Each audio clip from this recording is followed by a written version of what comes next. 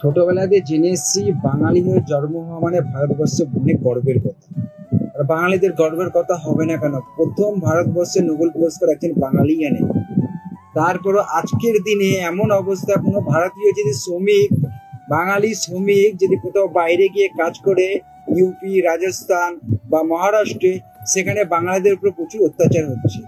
কেন অত্যাচার হচ্ছে? যেহেতু সে বাঙালি, সে বাংলা কথা বলতে পারে মানে সে বাংলাদেশি। এই হচ্ছে আজকালকার নীতি। ভারতবর্ষের সরকার বোঝাতে চাইছে যে পশ্চিমবঙ্গের লোক বাংলা কথা বলে মানে সে বাংলাদেশি। সে যেই হোক না কেন, সে যেখানেতেই আসুক না কেন, মানে বাংলা কথা মানে বাংলাদেশি।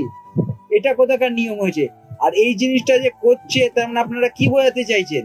যে ভারতে বাঙালিদের কোনো অস্তিত্ব নেই? এটা আপনাদের ভুল ধারণা। বাঙালিরা ছিল, আগেও ছিল, এখনো থাকবে, বরাবরই থাকবে। বাঙালি মানেই ভারতবর্ষের গর্ব, তাছাড়া আর কিছু নেই। আপনারা যেভাবে শ্রমিকদের উপরে বাঙালিদের অত্যাচার হচ্ছে বাইরে, এটা ভালো জিনিস না। আর এই জিনিসটা কেউ ফোকাসেও আনছে না। ম্যাক্সিমাম জায়গায় হয় মালদার হোক, নাই মুর্শিদাবাদের হোক, নাই হাওড়ার হোক, নাই হুগলির হোক, নাই কলকাতা শহরে হোক, বাঙালি যদি রাজস্থান, ইউপি, মহারাষ্ট্র যদি পুলিশের ইনকোয়ারিতে যাচ্ছে, সেখানে তার উপর টর্চার হচ্ছে, তারপরে মারপিট হচ্ছে, এবং এবং তার উপর কাছ থেকে টাকা জরিমানা নেওয়া হচ্ছে 20 থেকে 30 হাজার টাকা। এটা জিনিসকে কেউ সবাই আওয়াজ উঠাবে না?